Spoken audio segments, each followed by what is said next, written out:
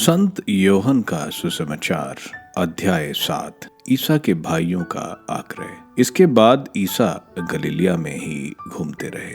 वह यहूदिया में घूमना नहीं चाहते थे क्योंकि यहूदी उन्हें मार डालने की ताक में रहते थे। यहूदियों का शिविर पर्व निकट था, इसलिए ईसा के भाइयों ने उनसे कहा, यह प्रदेश छोड़कर यहूदिया जाइए, जिससे आप जो महान कार्य करते हैं उन्हें आपके वहां के शिष्य भी देख सकें। जो नाम कमाना चाहता है वह छिपकर काम नहीं करता। जब आप ऐसे कार्य करते ही हैं तो अपने को दुनिया के सामने प्रकट कर दीजिए, क्योंकि उनके भाई भी उनमें विश्वास नहीं करते थे। ईसा ने उनसे कहा, अब तक मेरा समय नहीं आया है, तुम लोगों का समय तो सदा उपस्थित है। संसार तुमसे बैर नहीं कर सकता, किंतु वह मुझसे बैर करता है, क्योंकि मैं उसके विषय में यह साक्ष्य देता हूँ कि उसके काम बुरे हैं। तुम पर्व के लिए जाओ, मैं अभी इस पर्व के लिए नहीं जाऊंगा, क्योंकि मेरा समय अब तक पूरा नहीं हुआ है। उन्होंने यह कहा और वह गलीलिया में ही रह गए। बाद में जब उनके भाई पर्व के लिए जा चुके थे तो ईसा भी प्रकट रूप में नहीं बल्कि जैसे गुप्त रूप में पर्व के लिए चल पड़े। शिविर पर्व में ईसा का भाषण। यहूदी लोग पर्व में ईसा को ढूंढते हुए कहते थे, वह कहाँ है? जनता में उनके विषय में चोरी छिपे बड़ी चर्चा चल रही थी। कुछ लोग कहते थे वह भला मनुष्य है, कुछ कहते थे नहीं, वह लोगों को बहकाता है। फिर भी यहूदियों के भय के कारण कोई उनके विषय में खुलकर बातें नहीं करता था। पर्व के आधे दिन बीत जाने पर ईसा मंदिर जाकर शिक्षा देते हैं। यहूदी अचंभे में पढ़कर कहते हैं, इसने कभी पढ़ा नहीं, इसे यह ज्ञान कहाँ से प्राप्त हुआ? ईसा ने उन्हें उत्तर दिया, मेरी शिक्षा मेरी नहीं है, यह उसकी है जिसने मुझे भेजा। यदि कोई उसकी इच्छा पूरी करने का संकल्प करेगा तो वह यह जान जाएगा कि मेरी शिक्षा ईश्वर की ओर से है अथवा मैं अपनी ओर से बोलता हूँ। जो अपनी ओर से बोलता है वह अपने लिए सम्मान चाहता है, किंतु जो उसके लिए सम्मान चाहता है जिसने उसे भेजा वह सच्चा है और उसमें कोई कपट नहीं है। क्या मूसा ने तुम्हें संहिता नहीं दी? फिर भी तुम लोगों में कोई संहिता का पालन नहीं करता।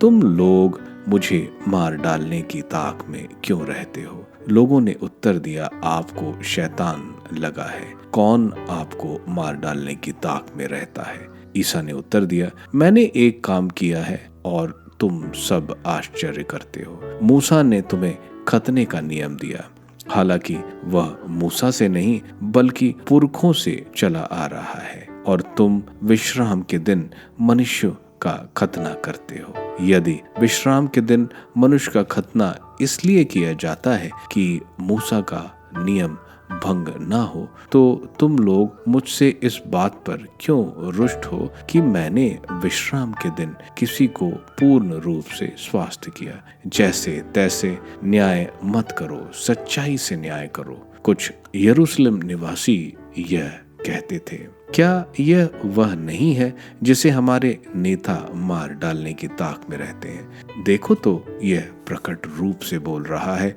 और वह इससे कुछ नहीं कहते। क्या उन्होंने सचमुच मान लिया कि यह मसीह है? फिर भी हम जानते हैं कि यह कहाँ का है, परंतु जब मसीह प्रकट हो जाएंगे तो किसी को यह पता नहीं चलेगा कि वह कहाँ के हैं।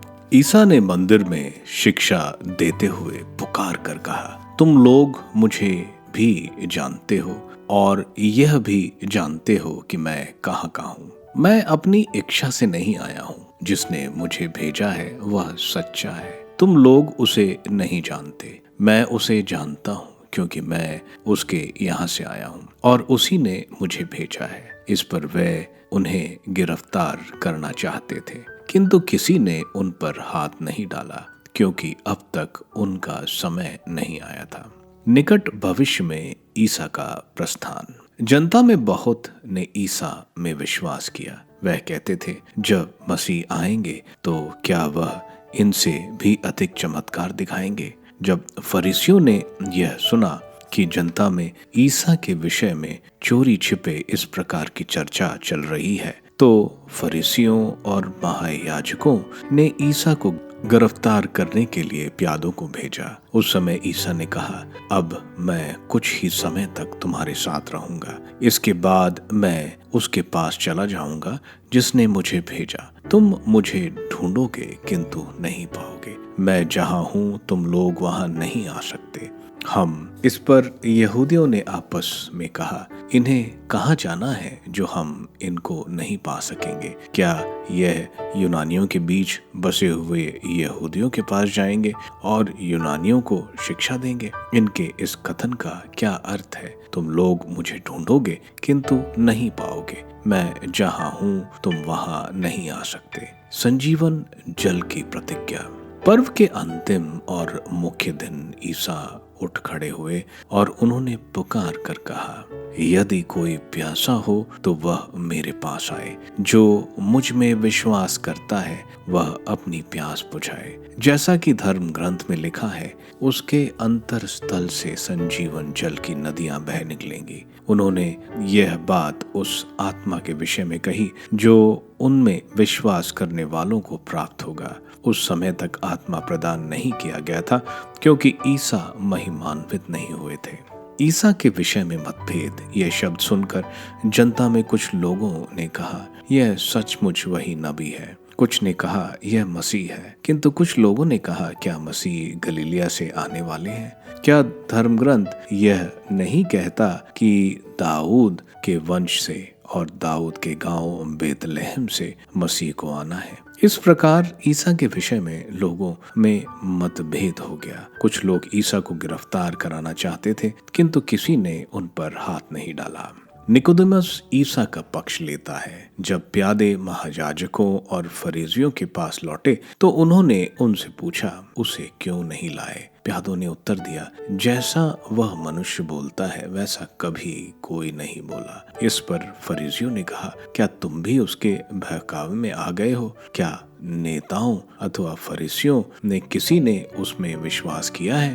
भीड़ की बात दूसरी है, वह संहिता की परवाह नहीं करती और शपित है। निकोदेमस जो पहले ईसा से मिलने आया था उनमें एक था। उसने उनसे कहा, जब तक किसी की सुनवाई नहीं हुई और यह पता नहीं लगा कि उसने क्या किया है, तब तक क्या यह हमारी संहिता के अनुसार उचित है कि किसी को दोषी ठहराया जाए? उन्होंने उसे उत्तर दिया, कहीं आप भी तो गलीली नहीं हैं? पता लगाकर देख लीजिए कि गलीलिया में नबी नहीं उत्पन्न होता। इसके बाद सब अपने अपने घर चले गए।